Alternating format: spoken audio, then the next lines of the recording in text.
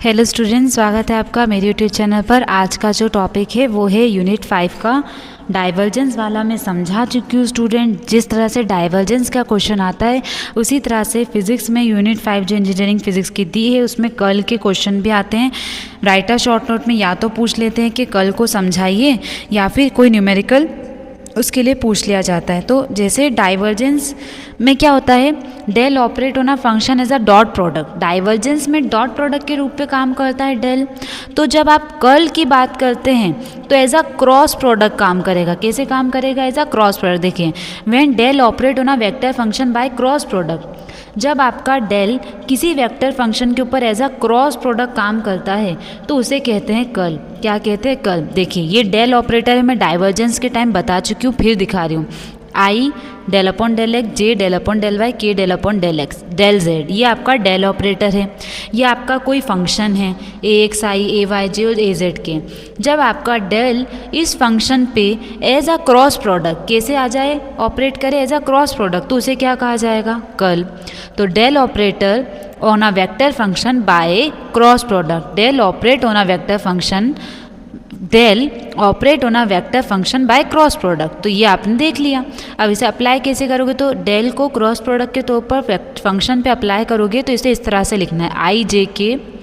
अब इस डेल के लिए आई की वैल्यू क्या दे रखी है? डेल अपॉन डेल एक्स, यहाँ लिख दिया डेल अपॉन। जे की वैल्यू डेल के लिए क्या देखिए? Del upon del Y, del upon del Y लिख दिया। और के की वैल्यू इस डेल के लिए क्या दे रखी है? Del upon del Z. तो पहले हमने डेल की वैल्यू पुट कर दी, आई जे और के की। अब इसी तरह से अब फंक्शन पे आ जाओ। ए के लिए जो आई दे रखा है वो ए एक्स दे रखा है तो ए एक्स लिख दिया। जे के लिए जो ए में दे रखा है वो क्या दे रखा है? ए वाई, तो ए वाई लिख दिया। इसी तरह ए के लिए जो के वैल्यू दे रखी है वो ए जेड दे रखी है तो ये लिखते। पहले डेल की वैल्यू पुट कर दो आई जे की और फिर फंक्शन की वैल्यू पुट कर दो आई जे के की। अब सॉल्व कैसे करोगे? तो जब आप आई के पे काम करोगे तो आई को छुपा दो। क्या कर दो? आई को छुपा दो। हम जब आई के लिए देखेंगे ना तो हमें आई को छुपा देना है, के लिए देखेंगे तो के को छुपा दो, जे के लिए जे। कैसे? देखिए, जब आप आई के लिए वैल्यू देखेंगे, किसके लिए? आई के लिए, तो आई को कर दो मतलब आई को हटा दो और जे की वैल्यू और के की वैल्यू को क्रॉस मल्टीप्लाई में लाओ। तो देखो, आई को लिया ना तब, तो आई को लेते समय आई को भूल जाओ, जे और के का मल्टीप्लाई करो as a cross. Del upon del Y A Z, minus का साइन आएगा बीच में, del upon del Z A Y. तो आई को तो भूल जाओ, जे और के की वैल्यू का क्रॉस मल्टीप्लाई कर दो और बीच में सिंबल ले लो माइनस का। इसी तरह से अब सिंबल का लगेगा माइनस, याद रखना, आई माइनस जे। अब जे को छुपा दो स्टूडेंट्स, किसको छुपा दो? जे को। और किसका क्रॉस मल्टीप्लाई करो? आई और के का। तो देखो, जे तो भूल जाओ, जब जे कर रहे हो तो जे को भूल जाओ। तो आई और के का multiply del upon del X A Z, ये लिख दिया, minus del upon del Z A X. तो जे को भूल जाओ, आई और के की वैल्यू का क्रॉस मल्टीप्लाई, बीच में माइनस। अब आएगा प्लस का के को भूल जाओ, del upon del X A Y minus del upon del Y A X. तो ये हमने कर लिया। इस तरीके को अपनाना है कर्ल के न्यूमेरिकल्स में। अगर थ्योरी बोले right a short note on curl तो बस इतना लिख के आ जाना और ठीक है। लेकिन अगर वो आप न्यूमेरिकल दे रहे तो अप्लाई कैसे करोगे? तो इस तरीके को अप्लाई करना न्यूमेरिकल में। बोला है फाइंड द कर्ल। अगर क्वेश्चन में कर्ल लिखा आ जाए तो क्रॉस प्रोडक्ट, और अगर डेल डाइवर्जेंस लिखा आ जाए तो डॉट प्रोडक्ट। ठीक है ना? चलिए, कर्ल कैसे करेंगे? तो फंक्शन दे रखा है ये और बोला है कि कर्ल निकालो। तो हम डेल, अब डेल को याद रखना है, डेल आपको दिया नहीं जाएगा, आपको याद रखना है डेल की ये वैल्यू होती है और इसे किसी फंक्शन पे अप्लाई कैसे करना है वो हम देख चुके हैं। डेल की वैल्यू को स्टूडेंट्स याद करके जाना, ठीक है ना? चलिए, डेल क्रॉस ए, क्योंकि हमें as a cross product curl काम करता है तो हम क्या करेंगे? डेल की वैल्यू हम जानते हैं ये होती है, ए की वैल्यू हमें दी हुई है ये। अब इसको हम इस तरह से लिखना है, आई जे के। आई क्या है? Del upon del A, J del upon del Y, के ये।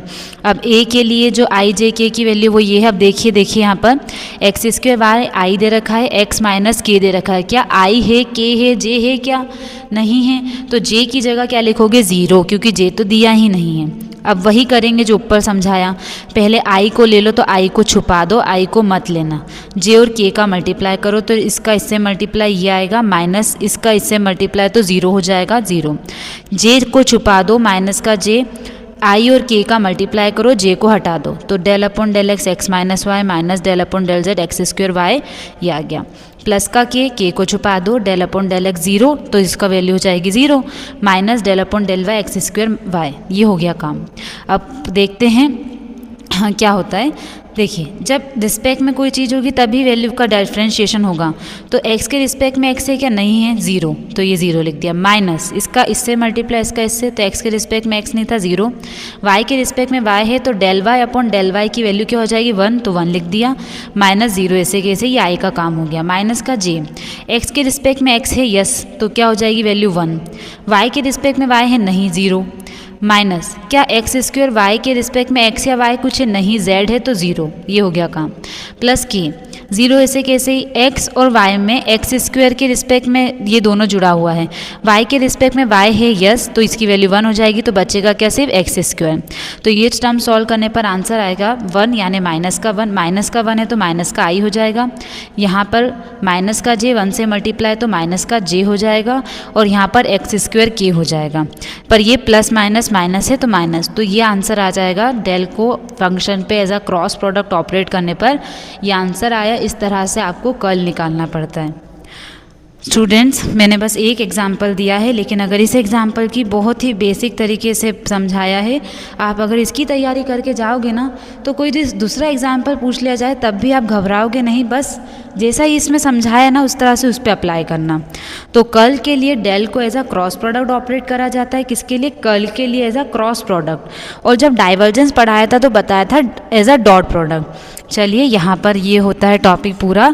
इस वीडियो के साथ मैंने डाइवर्जेंस को भी अटैच कर रखा है, तो अगर आप इस वीडियो को देख रहे हैं तो आप देख लीजिएगा, इससे रिलेटेड वीडियो में मैंने डाइवर्जेंस को भी इस पर अटैच कर रखा है।